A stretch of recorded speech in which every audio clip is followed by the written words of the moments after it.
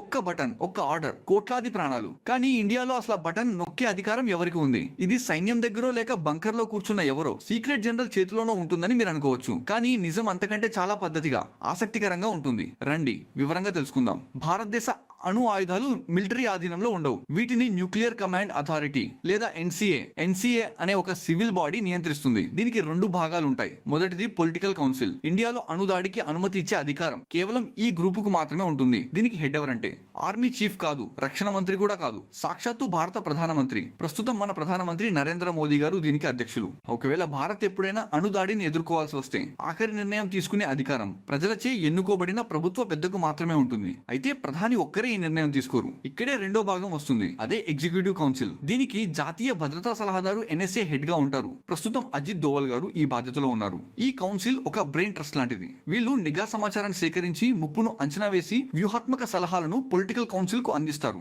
ప్రధాని గనుక మానవ చరిత్రలోనే అత్యంత కఠినమైన నిర్ణయం తీసుకోవాల్సి వస్తే దానికి కావాల్సిన పూర్తి సమాచారాన్ని వీళ్ళే సిద్ధం చేస్తారు. సింపుల్ గా చెప్పాలంటే పొలిటికల్ కౌన్సిల్ నిర్ణయం తీసుకుంటే ఎగ్జిక్యూటివ్ కౌన్సిల్ సలహాలు ఇచ్చి ఆ ఆర్డర్ ను అమలు చేస్తుంది. మరి ఆర్డర్ వచ్చాక అసలు మిసైల్ ఫైర్ చేసేది ఎవరు? ఆ పనిచేసేది స్ట్రాటజిక్ ఫోర్సెస్ కమాండ్ లేదా ఎస్ఎఫ్సి. ఇది అణు ఆయుధాలను చూసుకునే ఒక ప్రత్యేక మిలిటరీ విభాగం. మన దగ్గర ఉన్న మిసైళ్లు, సబ్మెరైన్లు, విమానాలు, అణుబాంబులన్నింటినీ వీళ్ళే సిద్ధంగా ఉంచుతారు. కానీ ఇక్కడ ఒక ముఖ్యమైన విషయం గుర్తుంచుకోవాలి. ఎస్ఎఫ్ సొంతంగా లాంచ్ చేయలేదు. ఏ జనరల్ గానీ, అడ్మిరల్ గానీ, పైలట్ గానీ స్వతంత్రంగా ఆ నిర్ణయం తీసుకోలేరు. పొలిటికల్ కౌన్సిల్ నుంచి డైరెక్ట్ ఆర్డర్ రాకుండా ఒక్క అడుగు కూడా ముందుకు పడదు. సున్నా, ఏమీ జరగదు. మరి ఎస్ఎఫ్ వీటిని లాంచ్ చేయగలదు. ఇండియా దగ్గర న్యూక్లియర్ ట్రయాడ్ అనే వ్యవస్థ ఉంది. అంటే దాడి చేయడానికి మూడు మార్గాలు ఉన్నాయి. మొదటిది భూమిపై నుంచి ప్రయోగించే మిసైళ్లు. వీటిలో అగ్ని 5 చాలా ఫేమస్. ఇది 5000 కిలోమీటర్ల దూరంలో ఉన్న లక్ష్యాలను కూడా ధ్వంసం చేయగలదు. అంటే ఆసియా మొత్తం మరియు అంతకంటే దూరంగా ఎక్కడికైనా ఇది వెళ్ళగలదు. రెండోది విమానాల ద్వారా వేసే అణు బాంబులు. రాఫెల్ లాంటి యుద్ధ విమానాలు అణు ఆయుధాలను మోసుకెళ్లగలవు. ఇవి చాలా వేగంగా ఎక్కడి నుండైనా దాడి చేయగలవు. మూడోది అన్నిటికంటే ముఖ్యమైనది సబ్మెరైన్ జలాంతర్గామి నుండి లాంచ్ చేసే మిసైళ్లు.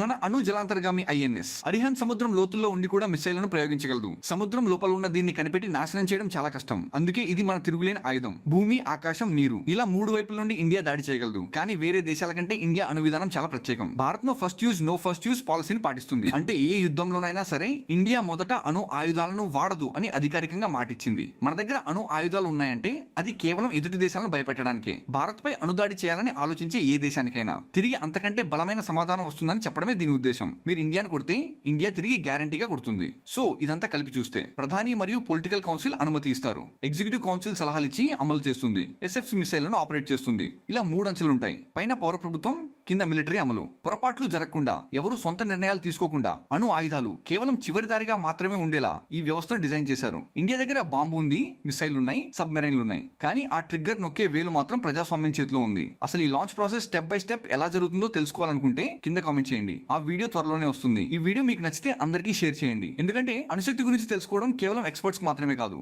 ప్రతి భారతీయుడికి అవసరం.